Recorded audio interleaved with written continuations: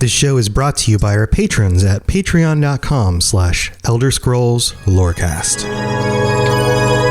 Robots Radio presents The Elder Scrolls Lorecast. Welcome to the Elder Scrolls Lorecast, a place where the Elder Scrolls community can come together to discuss the boundaries of our knowledge about the universe of the Elder Scrolls.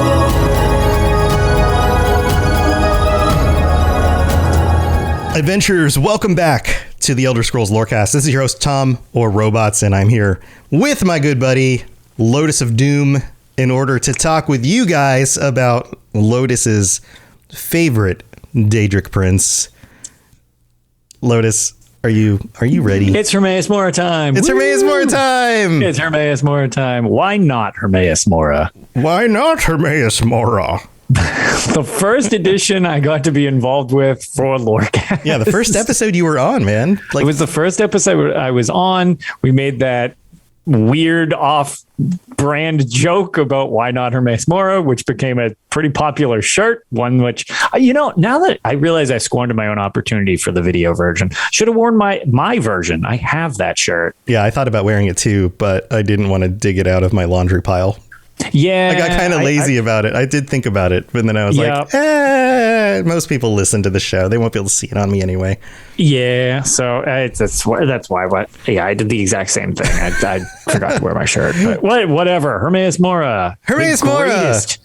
Greatest Deadric Prince. Unquestionably, this will be a totally unbiased episode and not me just fanning out over how much I love Hermeaus-Mora. Yeah. Well, we're just gonna go ahead and get into it then, because there's all sorts of fun stuff to talk about when it comes to Hermeaus-Mora. And Hermeaus-Mora, being one of the Daedra, is got a decent bit of a background. So it's not there's a decent bit to cover in terms of old Hermy. Yeah. So let's go through all the titles. We've got Hermeaus-Mora with the different spellings. And then there's also Herma-Mora, which is fairly standard in the lore. It comes up pretty commonly. The Demon of Knowledge, the Master of the Tides of Fate, the Gardener of Men. The Prince of Fate, Lord of Secrets, Keeper of Forbidden Knowledge, the Golden Eye, Daedra, Golden Eye, like you said, Daedra, Abyssal Cephalarch. The only reason, God! I told you that the one time that I'll be able to help with pronunciations, hopefully, is this episode, just because I've dealt so much with Hermeaus-Mora. But yes, I believe the correct way. Yeah, it's Cephalarch. Yeah, it's the spelling is Cephaliarch. So rolls right off the tongue. You can see why that one's weird. Old Antecedent, Scryer, Inevitable Knower, Lord of Knowledge, the One Who Knows, and is also known as at Morins and Bosmer as Herma-Mora, which was mentioned before.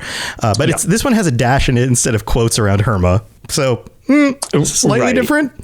The Woodland Man, which is for some reason the creepiest one to me. It's very creepy, and actually back originally it was one of the ones, and I even tried to look this up, and the Woodland Man, it's just a creepy vibe, which it's not at least I've never found a direct reference to why that exact phrase is used.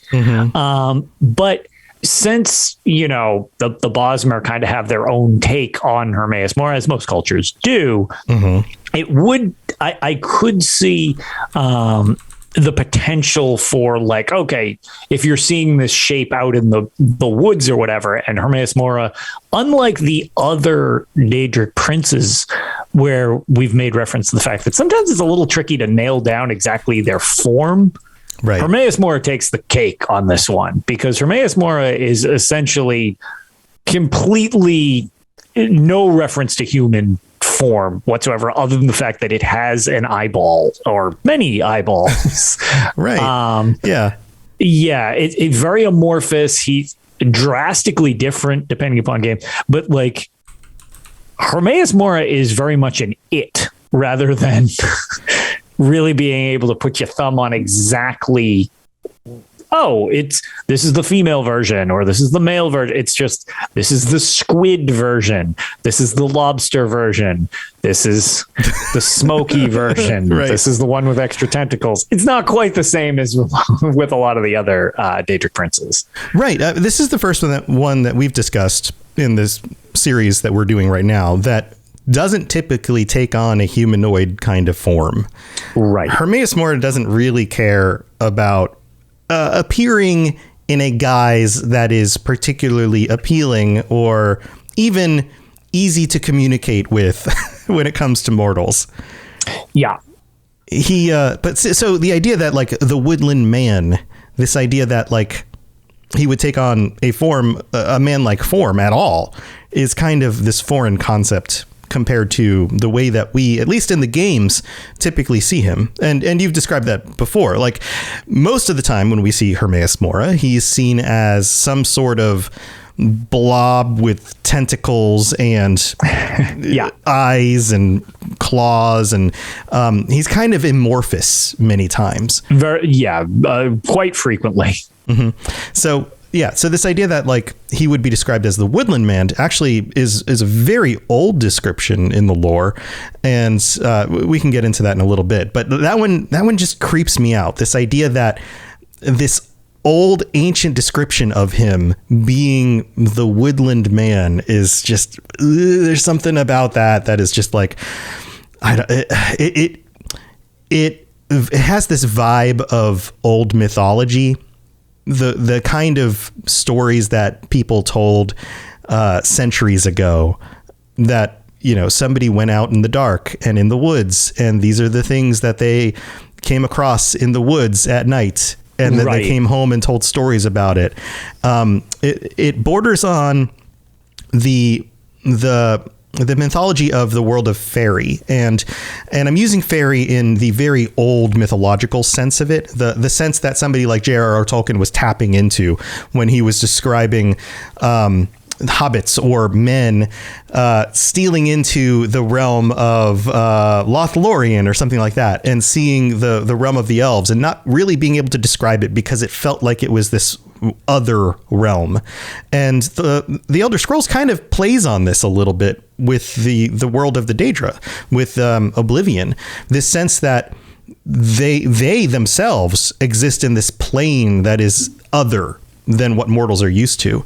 Exactly. It is kind of this realm of fairy, and that is a very old kind of ancient Indo-European concept, this realm of the other.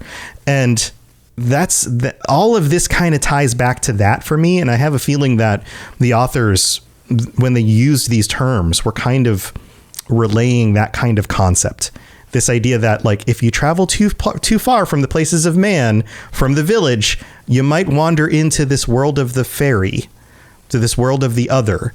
And maybe the Woodland Man might come upon you, and it might drive you insane. Like that kind of thing. Which ironically happens to many people who kind of get lost in the stacks of Apocrypha.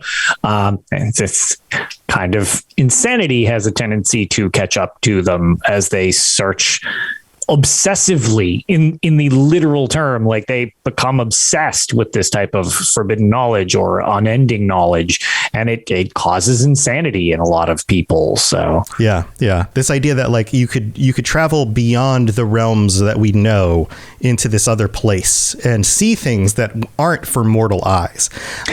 And that's exactly what Hermeaus-Mora represents. There's a few other titles here. Herma-Mora for the Aliads, and of course the Khajiit with Herma-Mora with an AH at the end, which is one of those spellings they like to change with AH, you know. Very fancy. It's very fancy, very cat-like.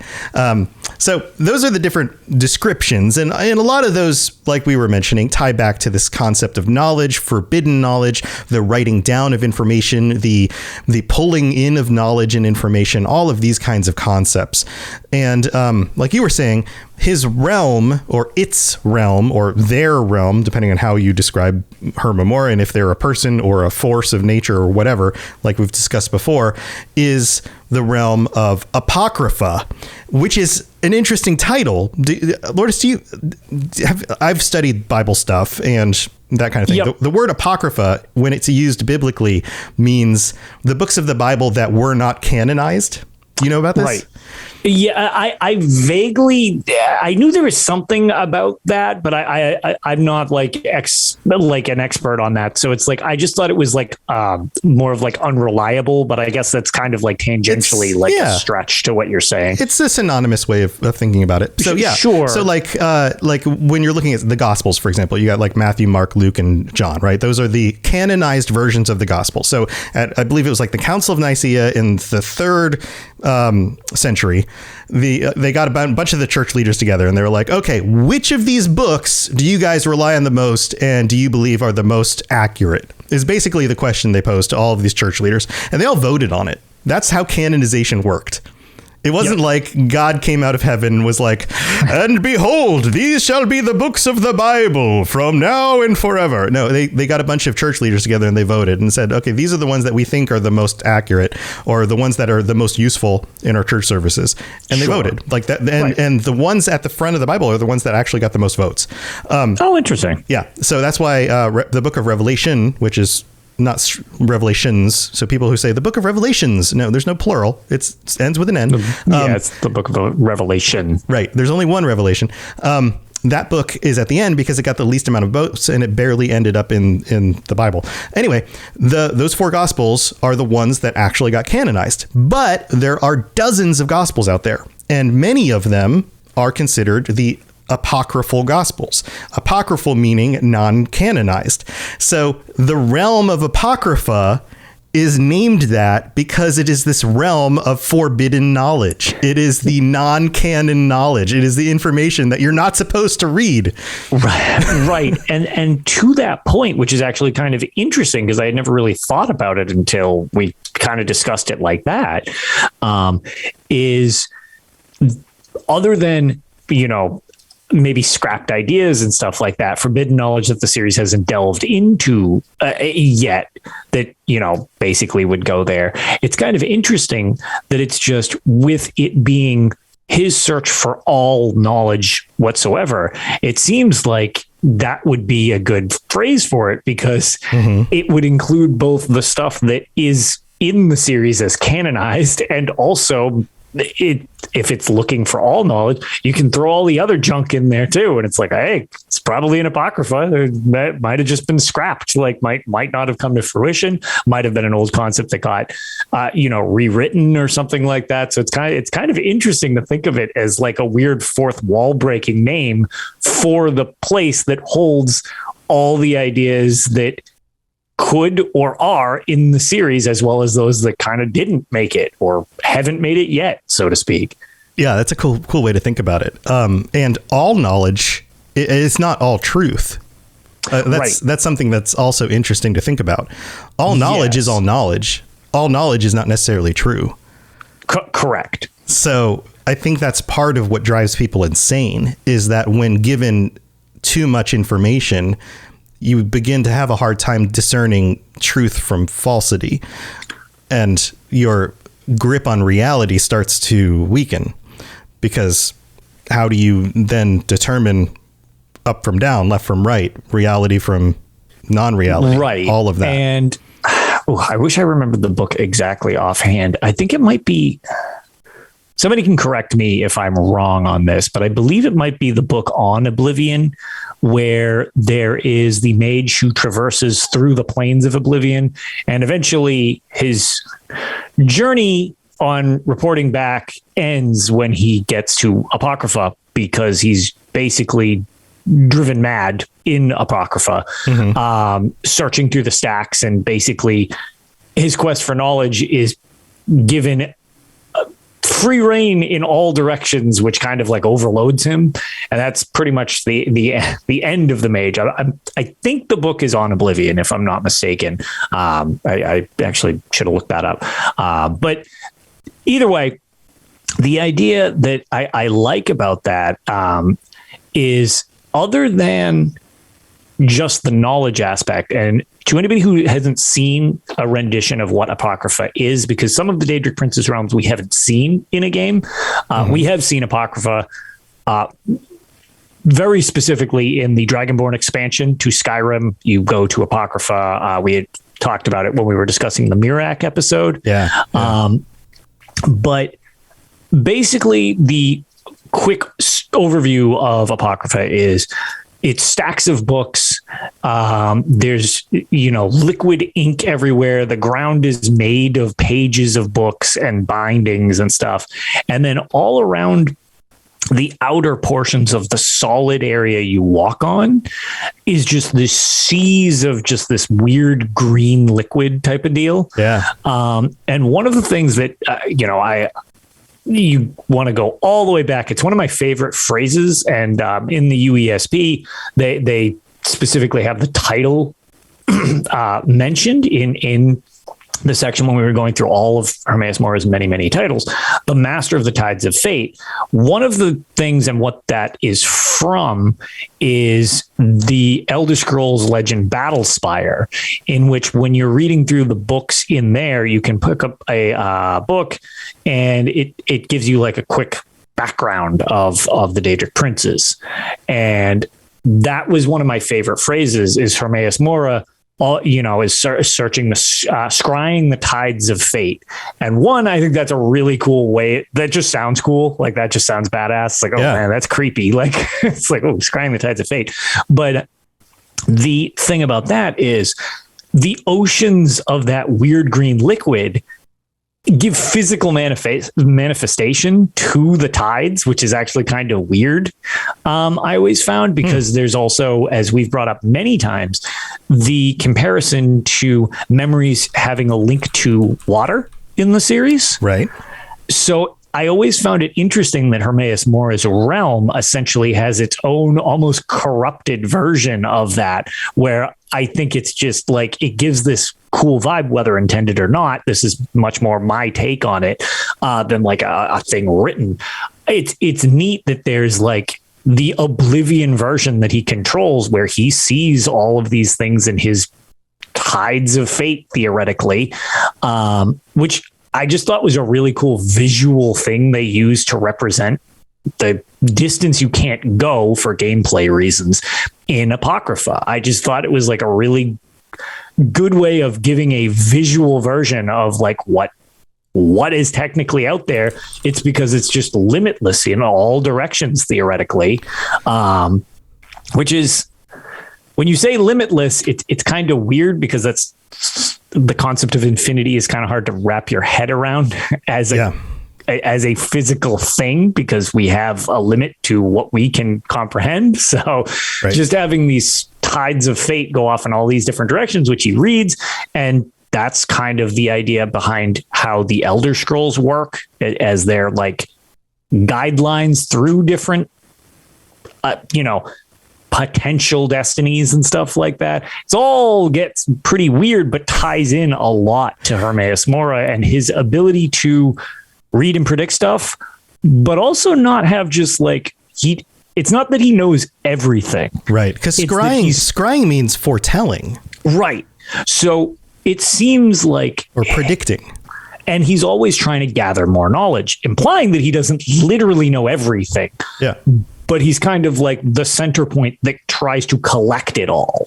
Mm-hmm. And it's just like the other thing that I because it's not really, I don't know if it's necessarily canon or not, because I believe it's from the forums a while back, and it was from previous writer of the series, Michael Kirkbride.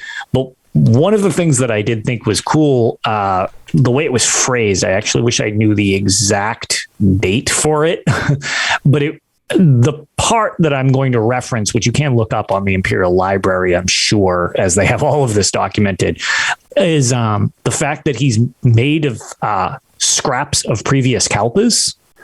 Oh, that's interesting. Yeah, that's like another thing where it's just this unending. He's not really a being so much as just this conglomeration of the thing that he's constantly trying to do, which is garner knowledge, and he's made of that knowledge, sort of. Right. He is himself a vessel that is trying to be composed of the knowledge and continues to fill itself. It gets a little weird. I wonder how canon that actually is, but that is interesting. It was just a reference thing that I thought was cool because it theoretically fits with his vibe really well. Right. So it's just a thing I always thought was a neat addition because it doesn't strike me as being canon by needing to break any other rules. It's just like, yep, that fits. Like I could totally see that if, the Kalpic cycle is considered, a thing that they want to stick with. Right. Talking about things being kind of patched together, the Ogma Infinium, yes, the Book of Knowledge, the cover of that itself is a patchwork. Exactly. In fact, it's kind of a gross patchwork, right?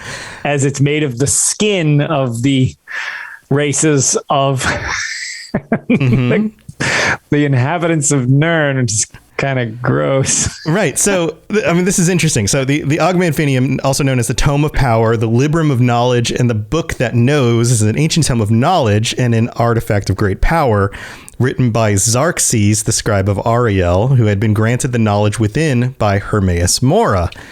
The name of the tome comes from Ogma, the wife of Xerxes, whom he created from his favorite moments in history. There you go. That's it right there on the screen. For anybody on the live, I actually have a physical Ogma Infinium. I use it to keep notes. Super gross. But it is literally stitched together skin of the different races. Tamriel. The knowledge within the tome grants the reader access to the artifact's energy, which can be manipulated to achieve near demigod abilities. The paths of steel, shadow, and spirit are the three main sections of the tome. Once the Ogma Infinium is used, it disappears from its owner's possession. But it's kind of it fits the theme of collecting some of the... It sure does. And the quest in Skyrim to get the Ogma Infinium requires you to collect blood of the different races around Tamriel as well. So it's like you're killing whoever you need and then juicing them so that you can provide it to, so it's a lot of collection. That's a big go-to for Hermeaus-Mora, is a lot of collecting information one way or another, including his Deadric artifact, which we can get into. It's like one of my favorite Deadric artifacts. And go ahead. Sure. It was actually around this bit of trivia, I guess, which I didn't know originally. It was around before Hermeaus-Mora was written into the lore, because you can get the Ogma Infinium in Elder Scrolls 1 Arena. Oh, wow. But later on, they wrote him in and then associated. Correct. The artifact actually existed before him. The reason it's my favorite Deadric artifact, and there's varying degrees of, it's implemented a little differently in each game, but essentially, unlike, a weapon of some type, you read the Ogma Infinium when you get it. It's prone to being glitchy, so you can kind of abuse it and reread it a bunch of times, including in Elder Scrolls 1 Arena. But you can read it, and it just outright makes your character better. You pick skill lines, and it just increases them.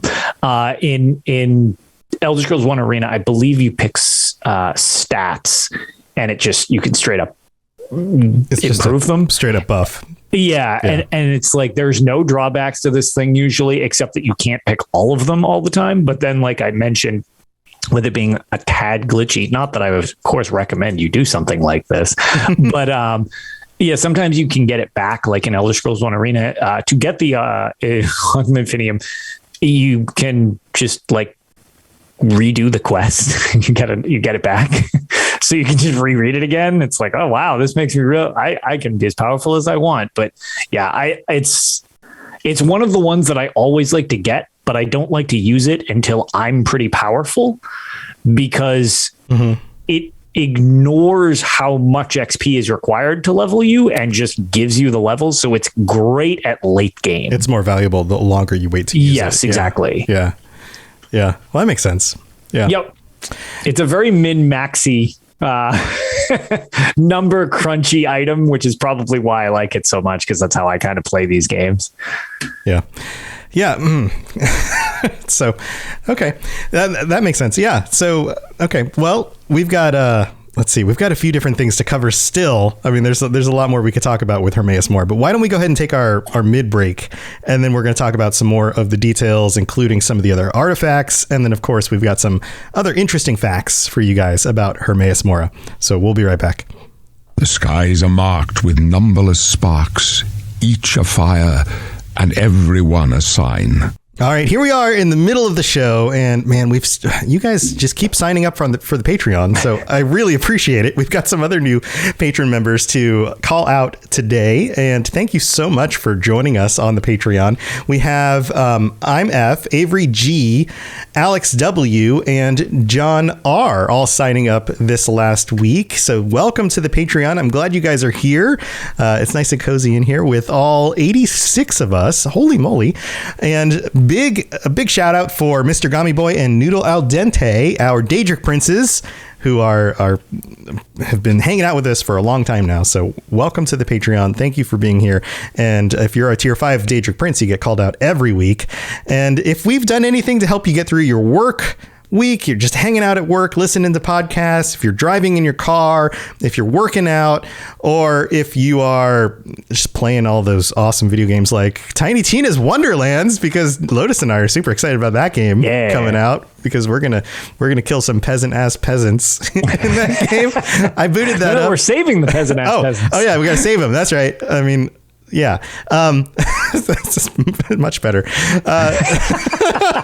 I booted that game up tonight because it released early and made my character, and he's ridiculous and has one really tiny eye and one really big eye.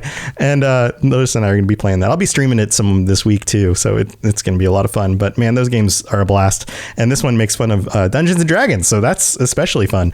But thank you to everybody who signs up on the Patreon, and if we're helping you get through your work days and all that kind of stuff, go to patreon.com/Elder Scrolls Lorecast and check all the different tiers. You get ad-free episodes. You can sign up to get access to the 90-ish early episodes of the show where it was just me before Lotus came along, and you can check out all those different episodes. You can get to join us on our patron chat, and we're doing that next week. That's just a week away on the 31st. And if you are a tier 4 or higher patron, we can hang out with you guys on the stream, on the live stream. You can be on the podcast. And you know what, Lotus, I was kicking around some ideas. I was thinking about this, and I was thinking, if you were going to be a Deadric Prince, because there's the subjects in Elder Scrolls of mantling. Yeah. And coming to who power. Would you mantle? Who would you mantle? Ooh, that sounds weird phrasing. Yeah, okay, but you get where I'm going with this, right? I know what you're saying. If you were in the world, if you were some powerful mage in Tamriel, and you're okay, all right, I have the potential here. I've been studying magic for a long time. I've got the power. I have the devices to do this. I could legitimately take on a Deadric Prince at this point. Maybe not an Aedra, but a Daedra, and mantle them. Right. And mantle them and take on their position and become immortal. Which one would you do? But you'd also become them, right? You'd have to take on their station in the hierarchy. You'd take on their role. You'd basically have to become them. Which one would you do? Because there's definitely some benefits and definitely some drawbacks for all of them. Yep. Yeah, that's it. That's kind of good. I like that. I like that. And it does yet again bring up, why not Hermeaus-Mora? Yeah, not in chat says, why not Hermeaus-Mora? Exactly. If you want to be a big blob eye guy, who's, that one could be interesting. There's a lot of knowledge at your disposal. It's true. Not a lot of drawbacks. It's true. You want to mantle that Hermeaus-Mora? It's just, you can become gaseous at the drop of a hat. Amazing how that works. It's a selling point, right? So let us know, patrons, if you guys want to talk about that next week. But that's happening a week from when we are recording this on Thursday night, 9 o'clock Eastern, 6 o'clock Pacific. And that's what we'll be chatting about. Maybe, unless you guys have some other ideas and we were going to change it up. But that's what we got going on. And I'd also be reading out some ratings and reviews, but we don't have any new ones to call out, or at least we don't have any new reviews to read out. I'm sure we got some ratings and stuff. Not with words. I'm not going to be like zillion 5-star reviews, which are appreciated. Well, very much appreciated. But I'm not going to be like, and we have this 5-star review. Like, 'cause I don't know who left them. We just see the numbers, right? But thank you for taking the time to leave us ratings and reviews. If we do get a new review, I'll read them out on a future episode of the show. But on Apple Podcasts and Spotify, those are the places you can do that, and it helps a ton. It really does help us stay up high in the rankings. And every single one of you who takes the time to do that, very, very much appreciated. And sharing the show with your friends is another great way to do it. Whether you do that like in person or just share a link on social media or whatever, all of this absolutely helps, especially because this is a full-time job for me. This is my career now. So every little bit helps to make this show keep going, and it also helps to pay the bills and pay for things like insurance and car payments and stuff like that. So I very much appreciate it. Thank you to everybody, and let's get on with the rest of the show. Yes, you're entirely brilliant. Conquering madness and all that. Blah, blah, blah, blah, blah. All right, Lotus, do you have any other? I know Hermy's your favorite. Hermy is my favorite. Hermy is your favorite. I'm gonna let you drive a little bit here. Is there what's the next thing you want to talk about? Because there's a few different ways we can go with the rest of the show. But what's the next thing you want to discuss? So, since I kind of went on my initial tangent and even jumped into the Deadric artifact, should we go and just cover the other two of note? Yeah. Maybe let's talk about it. So that we don't get too off base from where we were going with that, because there are two other Deadric artifacts related to him. One of which, I don't know, I guess it's kind of weird. One of which is not one, it's multiple. Right. Well, but the books, right? The black books. Yeah, the black books, which I think maybe we should delve into next. Okay. Which the black books are items that you can get from Skyrim. That's where they were introduced. That's the first place that they kind of were referenced, as far as I know. But the black books are Deadric artifacts created by Hermeaus, the Prince of Fable. Okay, we don't. Each book contains a manner of forbidden knowledge. Some of the books are ancient. Sorry, right, they're from the ancient past, right? Yes, from the ancient past. Some are from the future. So again, it's more knowledge-based stuff. How does that work? Right. Again, I'm assuming this ties into some of the weirdnesses of the way the Elder Scrolls work, where it's like, well, are they a potential future? Are they a future that didn't happen? Are they? It's scrying the timeline in order to like put this down in a book and then put it out in the world, which of course messes with people's perception of reality. Yeah. And then the USB references the thick tomes are bound in black covers, a symbol representing Mora on the front that emit a black mist, which is pretty cool. It's the best reference point I have for it is it's very similar to, we had made reference to the ebony armor where you kind of like mist. It's very similar to that when you're wearing that, except it's coming out of the book itself. I think they have a really cool effect. You know what would be really cool is if they sold these on the store. I would and be it all was about like a that. coffee table item, and you could fill it up. You could the book was empty. Oh, and have it be. But you could like fill the inside with water, and it was like battery powered or something. And when you closed it, it would it could be a humidifier as well. It was like a humidifier, right? And it would like mist out the top. That's genius. And it would sit on your coffee table. So when you had a party or something, you could have like a black book on your coffee table, like misting. I would buy the crap out of that. Just off your cup. That would be awesome. And people would be like, what's with the book? Yeah. Why is there's something wrong with your book, Lotus? And you'd be like, no, there's not. That's just what it does. That's supposed to be the goal to like, coffee table books, isn't it? I think that's supposed to spark conversation. Yeah. I mean, a misting demonic tome on your coffee table seems like that would be a pretty good conversation starter, at least. Right. Yeah, like, oh, pictures of waterfalls, places to visit while in Minnesota for some reason. The black books. This one's emanating moisture. Of Hermeaus-Mora, emanating a creepy mist. Weird selection you have there, Lotus. Perfect. Would you like some more chili cheese fries? Thanks for coming to my party, everybody. Sorry, go on. No, it's fine. They're comparable to the Augment Infinium in the idea of they're another tome of knowledge from Hermeaus-Mora.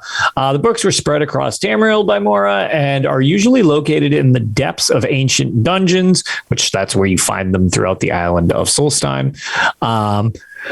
Through reading a black book, the reader will enter Apocrypha, the realm of oblivion created by and ruled over by, obviously, Hermeaus-Mora. Mm-hmm. Tentacles will emerge from around the tome and envelop the reader. Which, don't touch the book. Don't touch the book. It literally grapples you and essentially pulls you into Apocrypha is how it works in game. An apparition of the reader's body remains in the Mundus. So it's like, the best way it's you can kind of explain it, because there's a villager who, without spoiling too much, in Skyrim gets a version of this done to him against his will. But essentially, it's just like this sucker device comes out and pulls your non-corporeal form into Apocrypha. So your husk is just chilling out there while... I guess why is Kevin just like vegging out on the couch at the party just with that out, black book on his lap doing his thing? Oh no, he opened the book.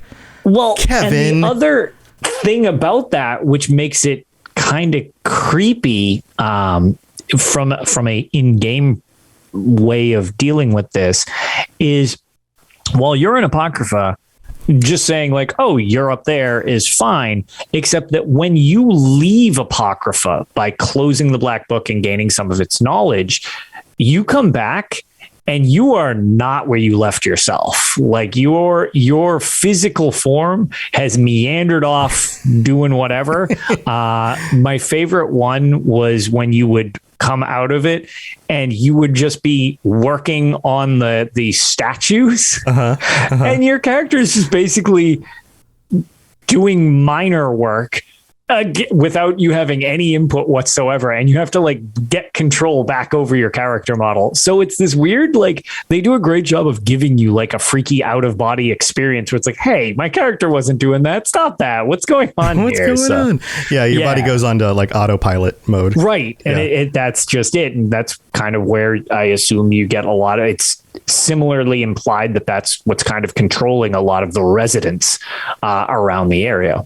Mm-hmm. What do you call it? But yeah, so either way, that's kind of the overall thing with the black books. We don't need to go into every teeny tiny detail, but yeah, by reading them and closing the portion of Apocrypha you're in, you gain some type of skill-based advantage, very similar to what I was mentioning with the Augment Infinium. But yeah, they're really cool addition, and they're all... There's a decent amount of them all segmented with their own types of forbidden knowledge, which are pretty cool. Like I thought they were a great addition to the series, and like a similar but equally creepy version of something. It's like they didn't stray too far away, but at the same time, they are unique from just being more Augment Infinium, so to speak. Yeah. Another book item, but a very different kind of thing. Right. Mm-hmm. Yeah. So we also have the first blade. Yes. Which, do you want to do the first blade? Because this is super neat. Because this actually just came to the Elder Scrolls Online 2 weeks ago from the date of this recording, I think. Maybe it was a week, but this was actually just put in as a cosmetic overlay you can do to your weapon in game for Elder Scrolls Online, which is really neat. Yeah, that is very cool. So this is also known as Mirak Sword. We did the episode on Mirak, right? And it's a very powerful sword linked to Apocrypha. So if you remember the episode on Mirak was hiding out in Apocrypha and was connected to Hermeaus-Mora with that whole storyline and everything going on there.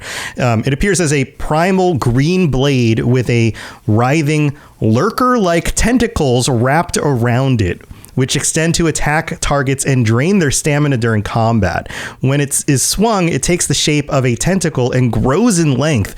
And even when not being swung, the sword wreathes with tentacles around it, with them parting around the base of the sword to expose a green eye. It can be tempered with the use of ebony and Daedra hearts, much like the other Daedric weapons.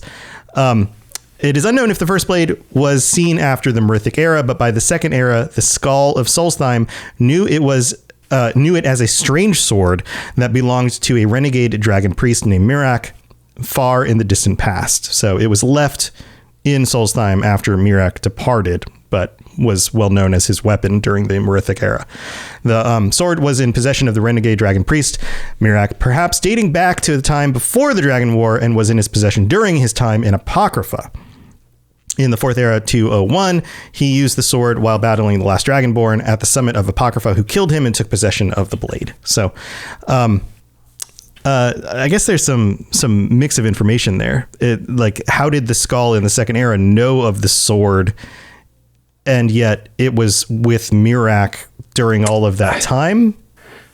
Yeah, it's a little weird, but then I guess there's information about it passed forward, even if it was with him in.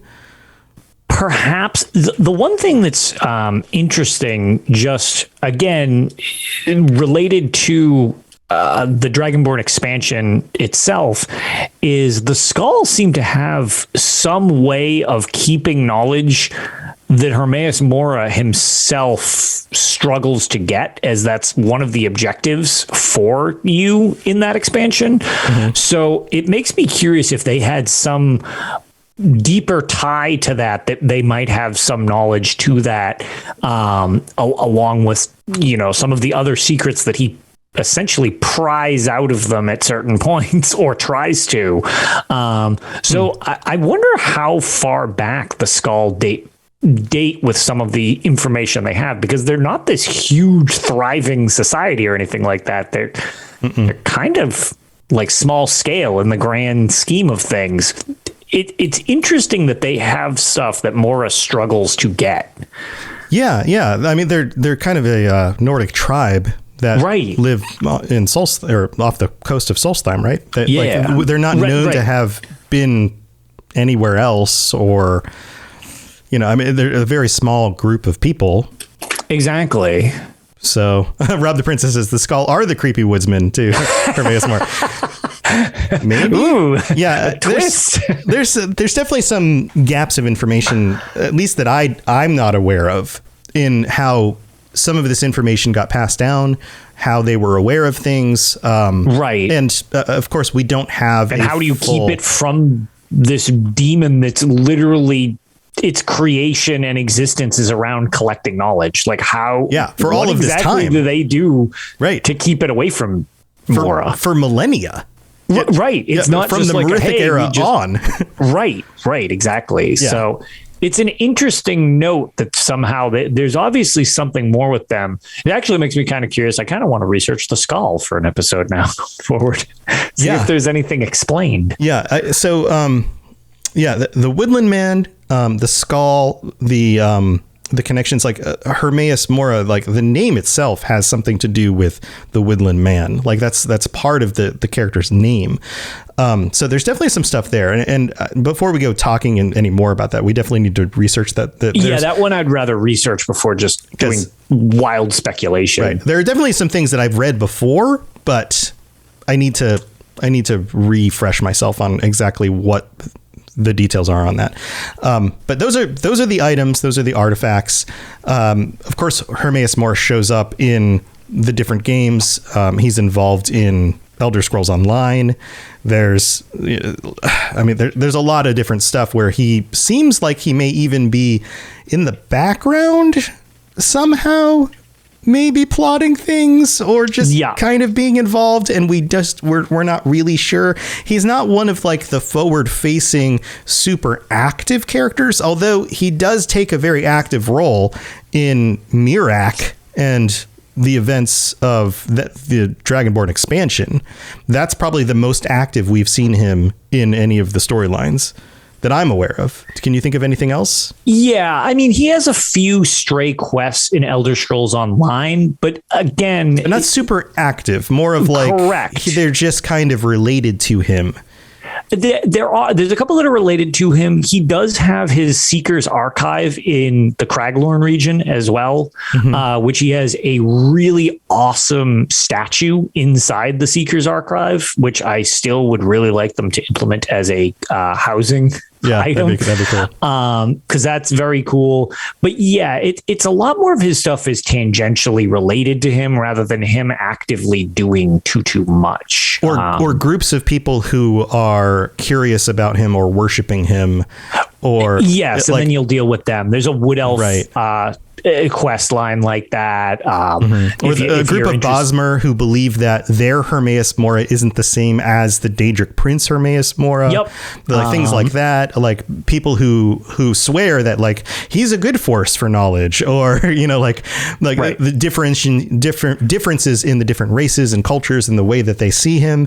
There's a lot of that kind of stuff, but the stuff that you deal with in the Dragonborn DLC where you actually like go to Apocrypha and you see the writhing mass of blob going blah, blah, blah, blah, doing his funny voice thing, and then and you actually see like the bookcases and the poor souls who are like losing their minds and are trapped in Apocrypha. Like that is super his enemies, active. the Seekers, your enemies, his minions, the Seekers and the Lurchers and stuff like that are all of his like kind of abomination Daedric versions.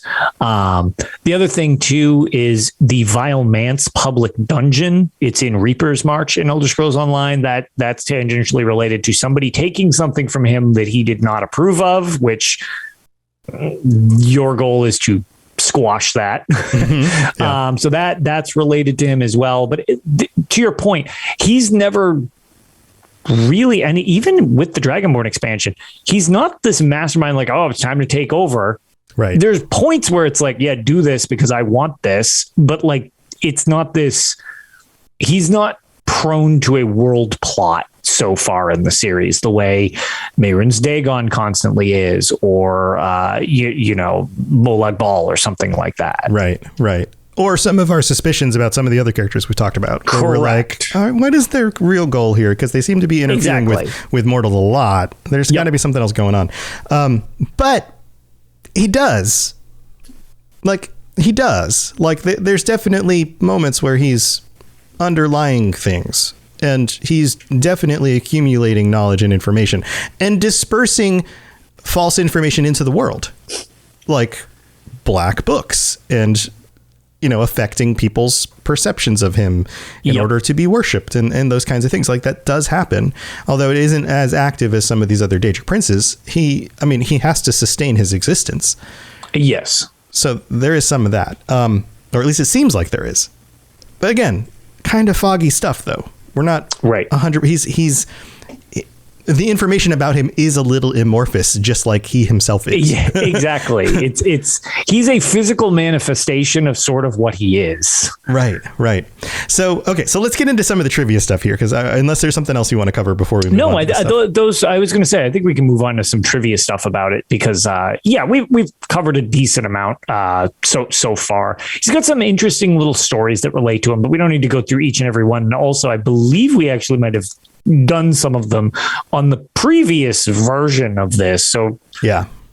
I think a little more trivia to close things up would be interesting. Right. So he is, of any of the creatures in the Elder Scrolls, the one that is most in line with Lovecraftian horror. And I'm sure just even saying this, a lot of people who are familiar with Lovecraft's work are going to go, oh my God, you're right. So the Necronomicon and the relation of that to the Ogma of Infinium, and even just the way it looks. This idea of a tentacled, unknowable appearance of eyes, this creature from the beyond that looks different, that is accumulating a wealth of knowledge, that when you become aware of it and you start to understand it, it drives you insane. that is absolutely Lovecraftian horror right there. Oh yeah, very much so. Absolutely. So Yog Sothoth, Shuma Gorath, the great race of Yith is even a reference. Hermeaus-Mora's Realm of Apocrypha, a vast dark library full of books, is similar to the libraries of the great race of Yith. His obsession with scrying the tides of fate and seeing into the future fits perfectly with the theme of Deoloth, a being that is also concerned with imparting knowledge and the truth to whoever summons it. So a lot of these themes all come directly from Lovecraftian writing. Very much. And just his whole vibe, like aesthetically, it really is the Lovecraft horror thing through and through. Right. So it's as if he himself was just like a combination of different Lovecraftian works just all mushed into one character. Yeah. So very, very cool. But it totally makes sense that if you're into that kind of stuff, you're going to like Hermeaus-Mora.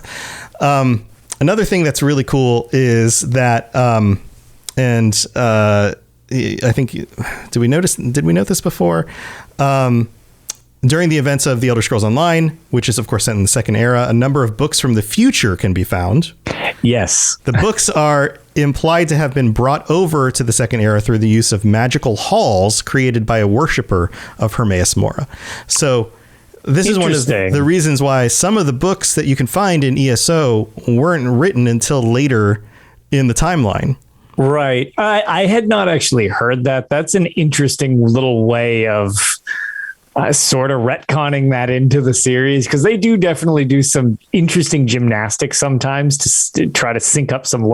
That's kind of amusing. Okay, so it's like some of them were pulled out of time and they ended up here, which I guess since ESO takes place during the interregnum, it's a disaster of timeline anyways, so it doesn't seem that far-fetched, but yeah, that's interesting. I kind of like that, actually. That's kind of neat. Yeah So again, the whole like time breaking thing that kind of happens.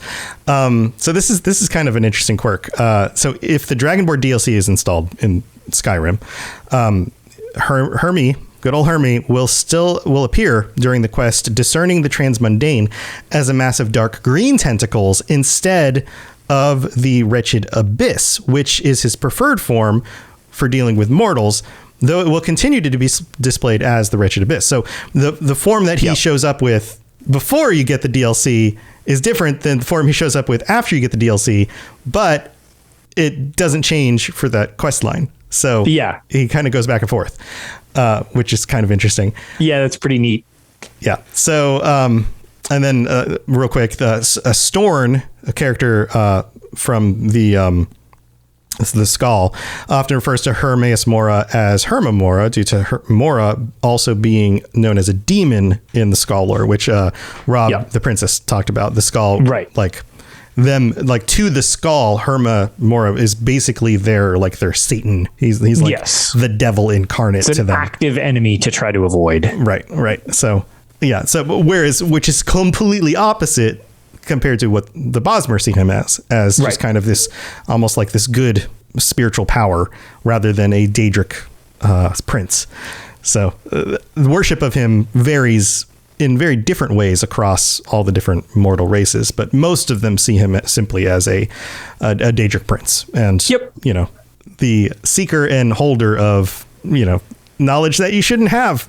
So, and the best Deadric Prince. I couldn't find much about a voice actor. The voice is so different. I guess I could look a little bit harder. But I'm sure there's in ESO compared to. There's because in Skyrim it's Wes Johnson. Is it Wes Johnson in Skyrim? It's Wes Johnson again. Oh, really? Yes. Wow. Okay. Well, there you go. His range is unparalleled. Wow. And he just kind of warbles his voice, huh? I guess he just puts marbles in his mouth and talks real slow. Wes Johnson. I actually, fortunately, I do not know who. For anybody who doesn't know, Wes Johnson does Sheogorath. He does a lot of the guards. He does like every other voice in Oblivion. Yeah. He does many characters. And he's a super awesome guy. You should follow him on Twitter. He's a very cool guy, but he's a very talented voice actor. He does a lot of different voices in this series and a lot of other things. Yeah, I don't actually know who. Shoot. Yeah, I don't know who does. I'm trying to actually look up who Hermeaus-Mora is in in Elder Scrolls Online. It is not Wes Johnson, because until recently, Wes Johnson wasn't in Elder Scrolls Online as a voice actor. He recently became one, which is interesting. Yeah, they swapped him out with some other people for some of the other roles. But prior to, he had not been in the actual Elder Scrolls Online. So like he's kind of a new addition. So whoever was doing the Hermeaus-Mora voice acting in Elder Scrolls Online was not him. And well, maybe we'll find it out. We'll post it. Yeah, I was browsing through, and all I can find is the reference to Wes Johnson. I can't find who else did it. But to be fair, they weren't bad. They were they spoke very similar, but it did sound kind of more like somebody who was mimicking Wes Johnson's version, right? As opposed to yeah. So, well, there you go. And anything else you want to add before we head out? No, I don't think so. I don't know. This, in terms of just, joking aside, because this is definitely my favorite Deadric Prince, and everybody likes to joke about the fact that it's just like, yep, he more is my go-to. But one of the things that I originally drew me to this character is just, it's very weird compared to anything else in the series as well. Like, Elder Scrolls has definitely got a wide swath of variety with characters and gods and stuff like that. Hermeaus-Mora is really out there, even compared to the rest of them. And I really like sort of the ambiguity that comes with Hermeaus-Mora, because like we had mentioned, Hermeaus-Mora he's got objectives, or it's got objectives, but at the same time, it's generally just floating around, doing its own thing, collecting. It's not overtly hostile or overtly friendly. It's like chaotically neutral, to be fair, because when you're beneficial to Hermeaus-Mora, no big deal.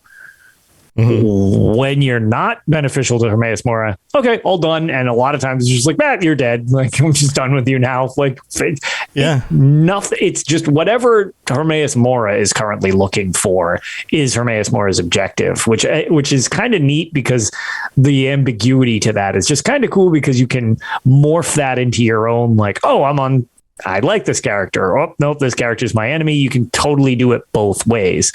And the only other thing, which I make no bones about, Elder Scrolls 3 Morrowind is my favorite in the series, but it pains me that Hermeaus-Mora has like no input in that game.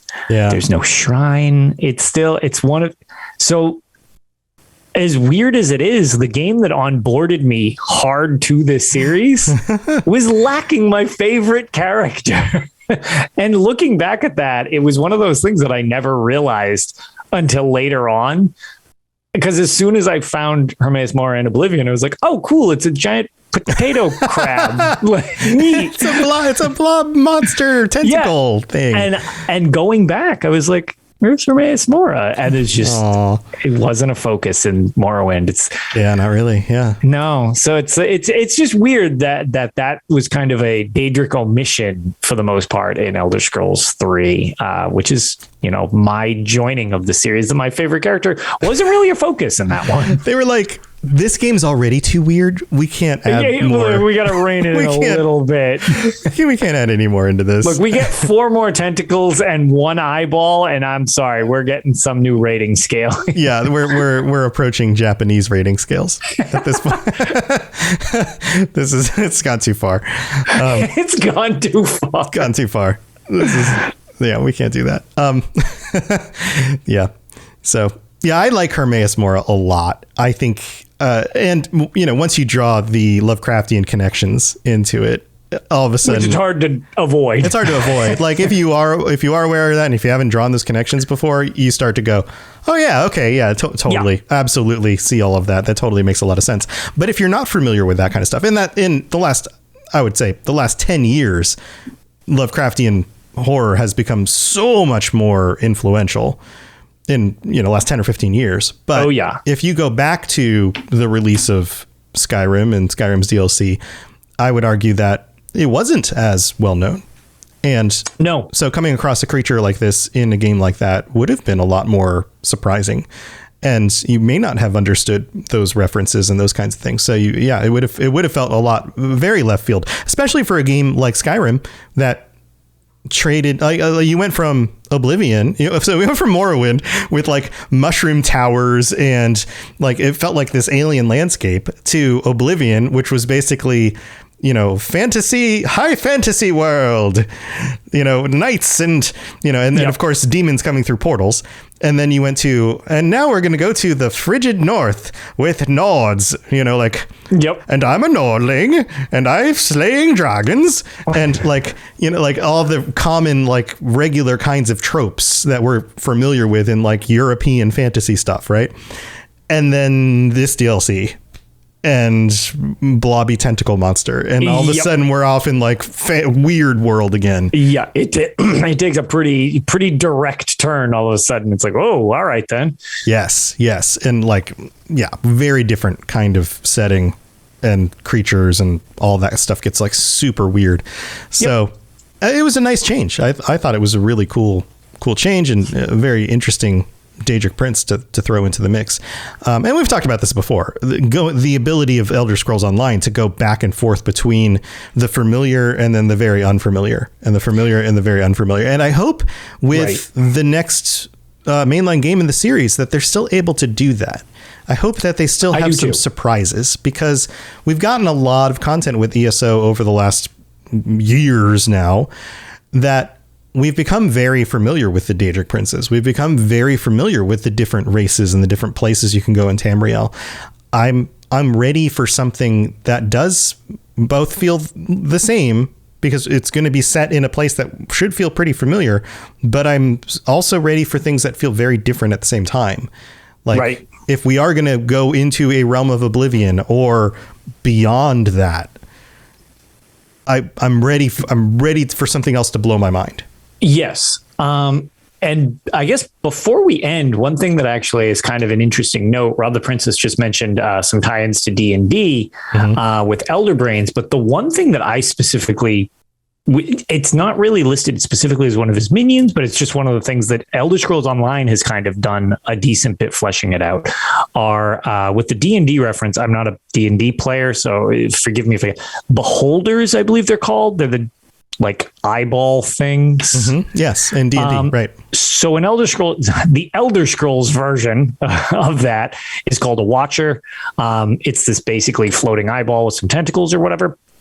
Recently, specifically in Blackwood, I will not spoil it for you, but in Blackwood, there are quests related to these little Watchers being out in the world, literally collecting data for Hermeaus-Mora, which is very, very cool. There are a couple quests and stuff like that in game, so that relate to that. So it's neat to see like little mini versions of himself, little mini Moras. Kind of. Yeah, little mini Moras floating around doing like essentially data collection for him. I assume sent across Nemo spores.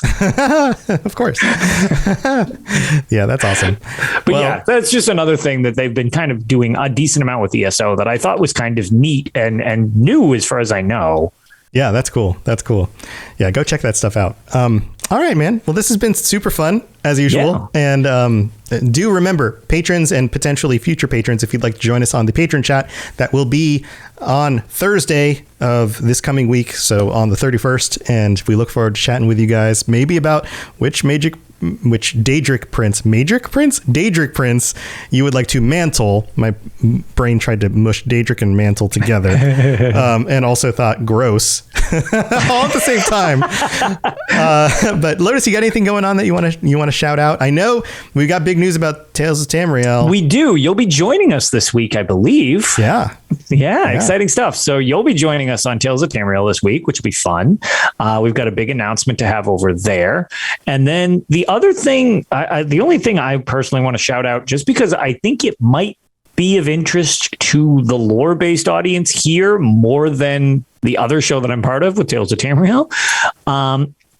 I've got 3 episodes up now, and there will be more coming this weekend. I'm doing a little bit of editing and improvement based on people's suggestions from the first 3 episodes. So feedback has been awesome, and I really appreciate it. And these have kind of taken off a lot more than I expected. I thought this was going to be a little more niche, and it's a little bit not so niche. Nice.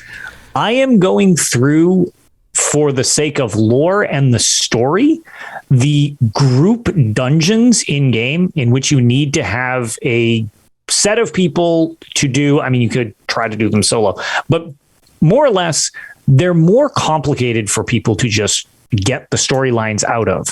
So myself and some friends, we've actually kind of ironed out the best team comp for this.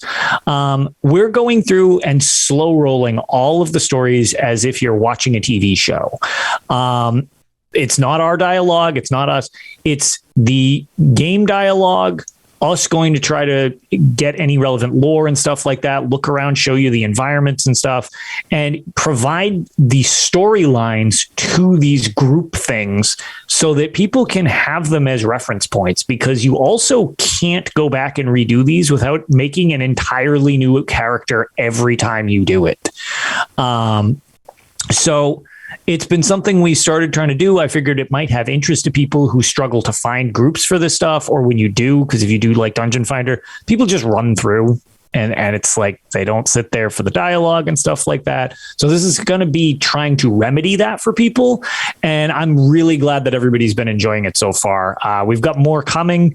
And then once we manage to tackle them all, the harder thing will be Trials, which is the 12-person group event, which also have some amazing stories to them. So we're going to be tackling the full Trials for storyline purposes for everybody coming up as well. So that's on my YouTube channel. I'm just putting them out as quick as we can do them, and I'm going to try to keep them, as informative for everybody and enjoyable to watch as I can come up with. Nice. Yeah, that sounds awesome. Yeah, so go check that out. So Lotus of Doom on YouTube. Yeah. Just look it up, Lotus of Doom on YouTube. And I've got all my stuff over on robotsradio.net. So all of the network stuff, my shows, all the different lorecasts I do, Lord of the Rings lorecast, Fallout lorecast, The Witcher lorecast, Mass Effect lorecast, all that stuff. And then, of course, all the other shows on the network. And then any of the game streams or shows will be streamed on the Robots Radio YouTube or Twitch or Facebook pages. So all of that stuff, if you pick the platform you prefer, they all get restreamed to each of those platforms. And I'll probably be streaming some Tiny Tina's Wonderlands. So if you want some humorous shooting of Dungeons and Dragons creatures and things like that, come join me. I'll probably be streaming that actually tomorrow during the day. So because I knocked out all the stuff I needed to do for my podcast recording this week already, so I've got some time to stream tomorrow, so I'll be doing that. But that's what we got going on. And then of course we got our patron chat coming up next week, so we'll be hanging out with some of our favorite patrons, so that's coming up. But that's what we got, and thank you everybody for hanging out with us. And I guess if you tune into Tales of Tamriel on Sunday, then do you know what time that'll be, Lotus? So we will be recording at 3 p.m. Eastern. So there you go. So come hang out with us. I'll be joining them on that show, 3 p.m. Eastern, live on the Dungeon Crawler Network site. No, it's just on mine. Just on yours. I now Lotus run of the Doom. live stream for that too. So it's just Lotus of Doom on Twitch. There you go. Nice and easy. Yeah, so go drop them a follow. You can catch us on Sunday. So that's what we got going on. All right, everybody. We'll see you next time. And until then, don't pick up weird black books that are spewing fog all over the place, because you might get sucked into them and wonder what your body's doing on the other side of reality. All right. Scrying them tides. Scrying them tides. See you guys later. Bye, everyone. See you later. Thanks for listening to the Elder Scrolls Lorecast. If you have something you'd like to contribute to the show, please reach out to us at elderscrollslorecast@gmail.com or on Twitter at ESO Lorecast. I really appreciate you listening, and I'd love to hear from you soon. You've been listening to a Robots Radio podcast. Smart shows for interesting people. Check out all the shows at robotsradio.net.